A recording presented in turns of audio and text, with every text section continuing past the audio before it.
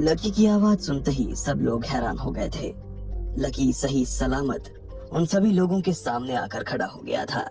भूमिका ने जब उससे अपनी तरफ से माफी मांगने की कोशिश की तो लकी ने उसे माफ कर दिया, लेकिन उसे खेलने की इजाजत नहीं दी।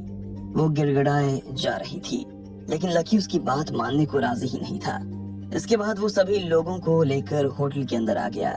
जैसे ही वो अपने कमरे में गया और सोने ही वाला था कि इतने में उसके दरवाजे के बाहर वही लड़की आकर खड़ी हो गई जिसे लकी ने बचाया था। काफी देर बातचीत करने के बाद में जब उस लड़की ने लकी को अपना कार्ड दिया तो लकी उसे देखकर हैरान हो गया था। राधिका मित्तल। लकी ने उस कार्ड पर लिखा उसका नाम पढ़ा और सीधा उस लड़की की दिशा में आगे बढ़ने लगा। वो लड़की गलियारे में चलती जा रही थी और अभी तक अपने कमरे में नहीं पहुंची थी। लकी ने फिर से कार्ड पर नाम देखा और उस लड़की की तरफ देखा। वो अपना दरवाजा खोलने ही वाली थी और अचानक से उसने लकी को अपनी तरफ देखते हुए पकड़ लिया। क्या देख रहे हो? उसने पूछा। कुछ नहीं, लकी ने कहा और उसके सामने देखकर मुस्कुरा दिया। लकी को विश्वास ही नहीं हो रहा था कि ऐसा कुछ भी हो सकता था। वो इसे इत्तेफाक मानकर रह गया था और अपने कमरे में आकर सो गया। लेकिन कार्ड पर नाम पढ़ने के बाद में उसकी आंखों से नींद बिल्कुल गायब हो गई थी। वो बुरी तरीके से थका हुआ था और सोने की भी खूब कोशिश कर रहा था, लेकिन नींद का नामो निशान उसकी आंखों में कहीं नजर नहीं आ रहा था। ऐसे में लकी अपने बिस्तर से उठा और फिर से उस लड़की का कार्ड देखने लग गया। Radhika Mittal, CEO RM industries private limited, Mumbai, India. Lucky ने अपने आप से बड़बड़ाते हुए कहा। लकी के चेहरे पर ना जाने क्यों एक मुस्कान सी आ गई थी। वो बस अंधेरे कमरे में कुछ सोचकर मुस्कुराए जा रहा था। आखिर में उसने अपनी जेब से अपनी अंगूठी निकाली और उसकी तरफ देखते हुए कहा, राधिका, तुमने और इस लड़की में जमीन आसमान का अंतर है। कहा तो मैंने तुम्हें कभी गुस्सा करते हुए तक देखा नहीं, और कहा ये लड़की जिसकी नाक पर हमेशा ही गुस्सा टिका रहता है। नाम एक हो जाने से इंसान भी अगर एक हो जाता तो फिर हर माँ अपने बच्चे का नाम ना राम ही रखती। इतना कहते ही लकी ने वो अंगूठी फिर से अपनी उंगली में पहनी और सो गया। उधर जब लकी अपने कमरे में सो गया था तब इधर राधिका भी अपने कमरे में आकर बिस्तर पर लेट गई थी। वो बुरी तरीके से थकी हुई थी, लेकिन उसका भी वही हाल था जो लकी का था। उसे भी लकी की तरह ही नींद नहीं आ रही थी। वो बस करवट बदलते हुए लकी के बारे में ही सोच रही थी। इतने बड़े घर का लड़का और फिर भी इतना हम्बल कैसे हो सकता है? कहीं ये बड़प्पन का ढोंग तो नहीं कर रहा है? हो सकता हो कि ऑस्ट्रेलिया में अपना बिजनेस सेटअप करने के लिए इसी ने ये सारी प्लानिंग की हो। पहले इसने यहाँ किसी लोकल गैंग को हायर किया हो, फिर उससे पुलिस की जीप के नीचे बम लगवाया हो, फिर होटल खाली करने का नाटक और एक बच्चे को कमरे में छोड़ देना। हाँ, मैं मानती हूँ कि मैं म्यूजिक सुन रही थी, लेकिन इसका मतलब ये तो नहीं ना कि मुझे अपने कमरे में बजते फोन की आवाज नहीं आती। मैं अपने कमरे से इतनी दूर भी तो नहीं थी ना।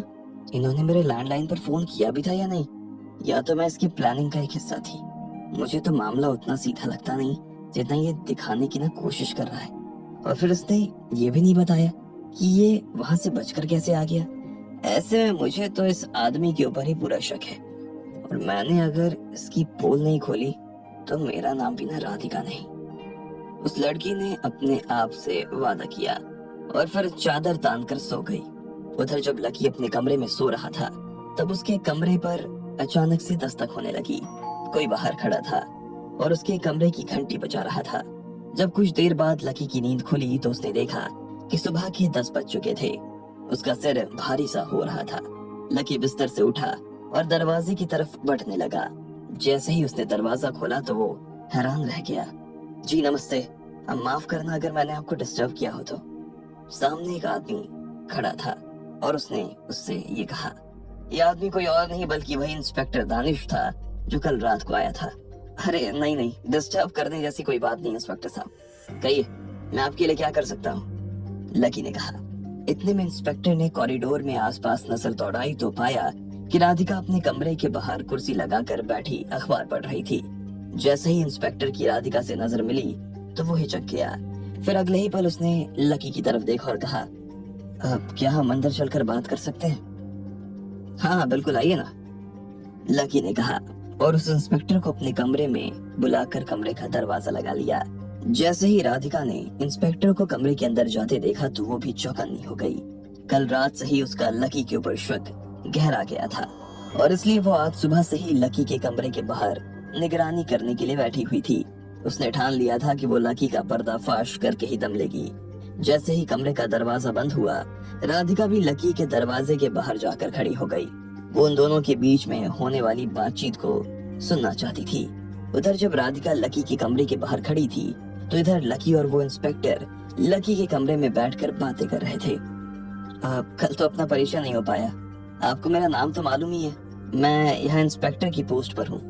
कल रात जो कुछ भी हुआ उसके बाद मैं तो सच में हैरान रह गया। मुझे विश्वास ही नहीं हो रहा था कि कोई सिविलियन इतना बहादुर भी हो सकता है। इसलिए मुझसे रहा नहीं गया और मैंने सुबह उठते ही इस पूरी घटना के बारे में ना यहाँ के मेयर को बता दिया।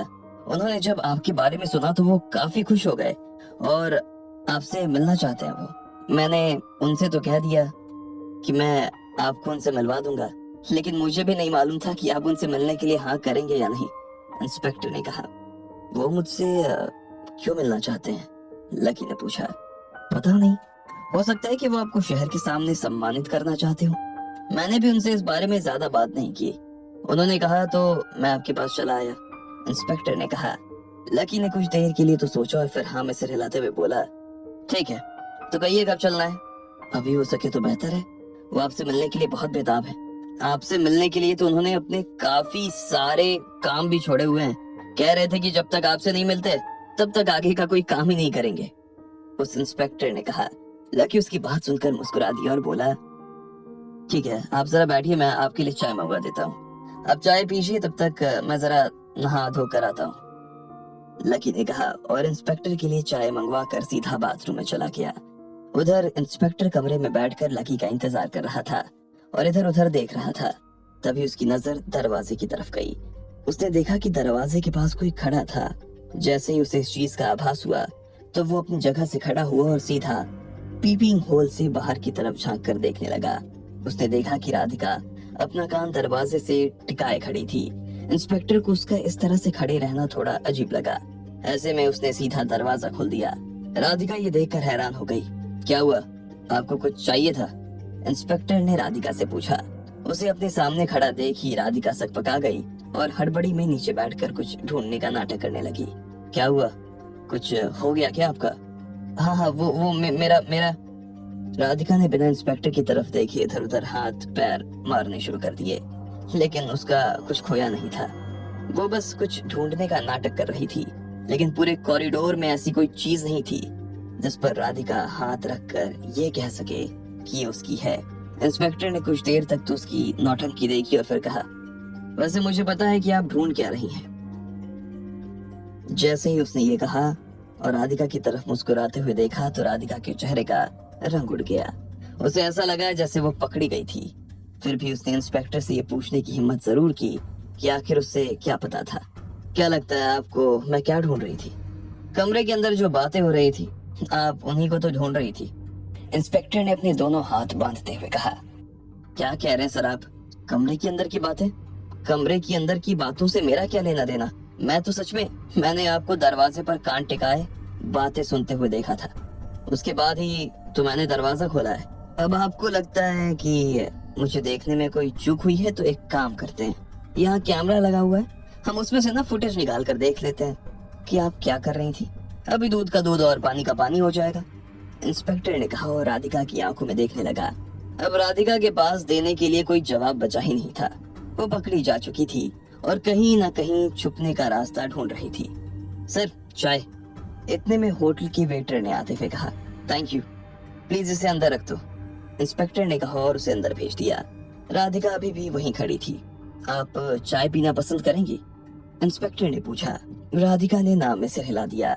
इंस्पेक्टर उसे देखकर मुस्कुरा दिया और वो जैसे ही दरवाजा बंद करके अंदर जाने वाला था कि इतने में राधिका ने उसे फिर से रोका और कहा, सर असल में मैं आपसे कुछ बात करना चाहती थी। जैसे ही इंस्पेक्टर ने राधिका से ये सुना तो वो रुक गया और राधिका की तरफ देखने लगा। मुझसे?